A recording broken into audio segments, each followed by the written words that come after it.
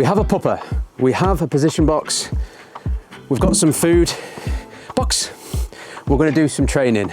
So backstory, good girl, good. Bridge marker, because I want her to stay there, so I'm just saying good because it's a nice place to be. As you can see, she's keen to get in there. So Mavis and I have been doing lots of distance work. For me, having real control of your dog in the outside world, close proximity, mid and that distance is really important. It's something that I thrive upon. Love flashy stuff, love all the cool stuff, going between your legs, spinning around, but I want to have that ultimate control, and I really like that. So I'm asking Mavis to do a sit or a stand or a down at distance, and she's really drivey. Of course she is. Good job, Mavis. And she will do what I call the Malinois shuffle.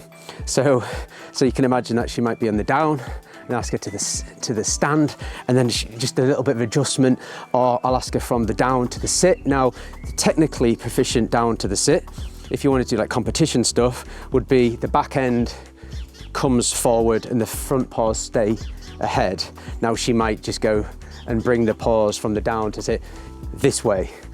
I'm gonna mark and reward her when she's at a flipping 50, 100 meters, giving me a down sit stand. I can't be like, Mavis, no, your front paws need to be going forward, not back. So that's where so I'm at fault for this. So we're slowing everything down. The reason we're using food is to keep that drive low, and also for precision, that I can direct her into exactly where we want. We've done 2 or possibly 3 sessions on this, so it's not going to be perfect. We're not here to show you the perfected, and that's the whole point. I like to do these videos because hopefully we can work through the problems together, and if I can help you guys where possible, that's the whole point of this. So firstly, what I do is give the bridge marker of like good, which right now, because her front paws, can you show here, Maggie? A touch, are basically at the front. I'll just weed her in a little bit more.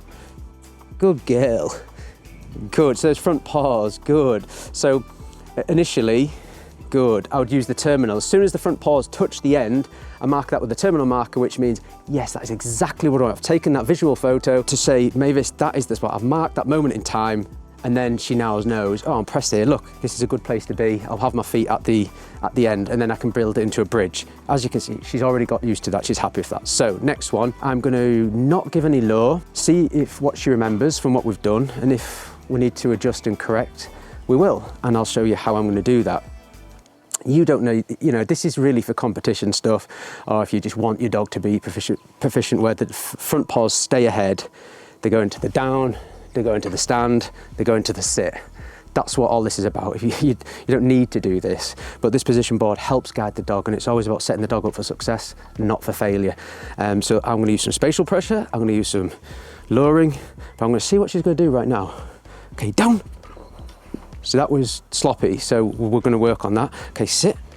Yes, okay, so I drew her into that sit there, and that's what I've been doing. Okay, down. Yes, nice one, nice. Okay, sit, yes. Again, I'm drawing her in. Now I'm not going to, and we'll see what she's gonna do. Down, good girl. So that's a bridge, good girl. Sit. Down, good. Sit, no, okay, down, good girl. Sit. Yes, okay. We'll do a few reps of that. Let's get some repetition in. Okay, you ready? Down. Good girl. Good. Sit. Yes, nice one. Sit. Yes, nice one, Mavis. Down. Yes, nice. Sit. Yes, nice one. Now, admittedly, to be fair, front right paw there slightly moved like 2 inches back the way, but remember, building blocks, okay? So from where she was, of where she was bringing the paws back, now she was like, no. So that's the little bit of drive. It's sort of like this little flinch of like, so I'm trying to pep her up. I want to give her like, yeah, good job, but it's sort of balancing that at the moment in this learning phase. Okay, there, good. So there she's touched there, good girl. Good, she's touching the end, you see, so she's getting marked for that. Down, good girl. Sit. Yes, Woo-hoo-hoo! Nice one.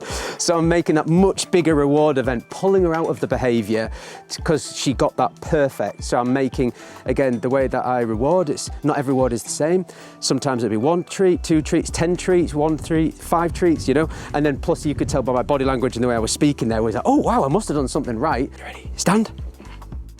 I'm not gonna lure. Stand. Good. Now, the tricky one we have here, yes, is look at those legs. Can you see? You can see that, right? Yeah. So her front paws, she has just moved that now, but her front paws will bang on.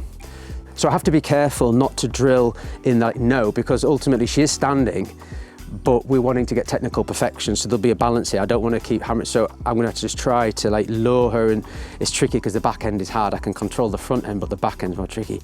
Stand. Nope.